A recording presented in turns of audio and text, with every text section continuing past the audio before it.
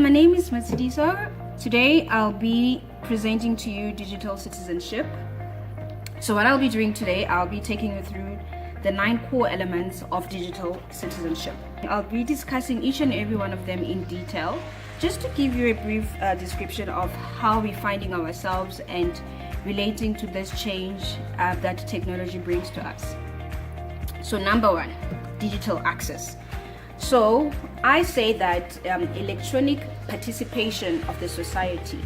Not everyone has access to information via electronic means, and this means that it leads to digital exclusion and comparison between developed and underdeveloped societies. I think we all know that we've got developed countries and underdeveloped countries. So in technology or in digital as well, the same applies. Where we find there are people who are able to access technology, and there are those who are unable to access technology or be part of the digital citizen. The main thing is other people are excluded because of the area they stay at. If you stay in Gauteng, you'll find that most of the places have got your Wi-Fi spots. But in your rural areas, I doubt you will find something. We need to be involved, or our government needs to be involved and participate to make sure that everyone has access to digital citizen. It is very, very difficult for you to have access as an individual if you are classified under the underdeveloping society of the digital citizen. Moving on to the second point, which is commerce. So we know commerce basically as the buying and the selling. Sellers and buyers do business electronically, and a person does not have to go outside to purchase a product. They can purchase it at their comfort in their own homes. So Take a Lot, for example, makes it possible for you to see what you want, and then after seeing what you want, you are able to just click, press what you want, the item, and then you get it. And then communication as the third element of digital. So let's just remember that digital has its advantages and its disadvantages, because other people use it for a good cause and then other people just misuse it. When it comes to communication, we say that communication is the exchange of information through the digital platforms. So we use your emails, your social medias.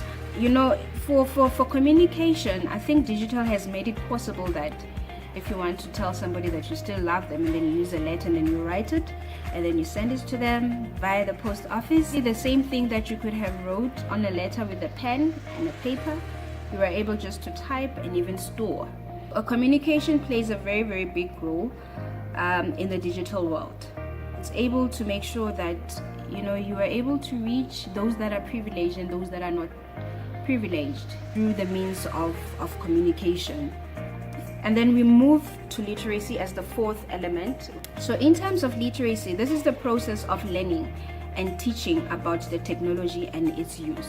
I know we've got your likes of your cyber security. This day and age, we do need those kinds of reminders about the use of technology.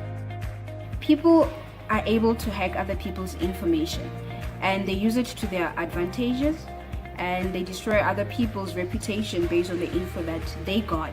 And I think the major one that plays a big role is what's happening in the banks. There's this thing that is called the 99-cent figure that other companies that are illegal that they use in order to hack a person's account. If we do not know the importance of how to use technology, you are putting your life and yourself also in danger. I think also for the employers, we've got your password. So not every employee has to know the next employee's username or passwords. And it is important for rules or for regulations to be put in place in employment as well, that a person has to be responsible to protect their privacy. And then we go to our fifth element, which is called digital etiquette. So this one, it refers to the standards, the codes of conduct and the procedures of electronic and technology. It is advisable for people to learn digital etiquette that will help with distinguishing what is right and what is wrong in digital citizenship. In our workforce, we've got our Department of Labor, who make sure that the companies, the employees and the employers abide according to the rules. Everybody has to act in an ethical manner at the workplace, as much as everybody has to act in an ethical way when you are involved in the digital citizen. Security plays a major role when it comes to digital, because you find it that from the beginning, from the access, from the communication, from the literacy, from the etiquette, everything, we have to know that it involves security. Information security plays a very, very big role in making sure that data is protected and a person's integrity as well is protected, and that you can be sued, which brings us to our sixth element of digital citizen, which is digital law. So in the digital law, we say that users need to be responsible for their actions. The law looks at the securities, ethics, and their actions, and if everybody is acting within what is right and what is wrong. And the law is applicable basically to everyone. Nobody has more rights than the other person when we are all the citizen of digital citizen. Going to number 7, which is the rights and responsibilities, linking also to what the law is all about. So we see that people, as I was saying, that people say they've got freedom of expression, but everybody has a right for protection. And then everybody has a right for expression. And the manner in which you approach, the manner in which you interact in the digital world, everybody is able to see your actions.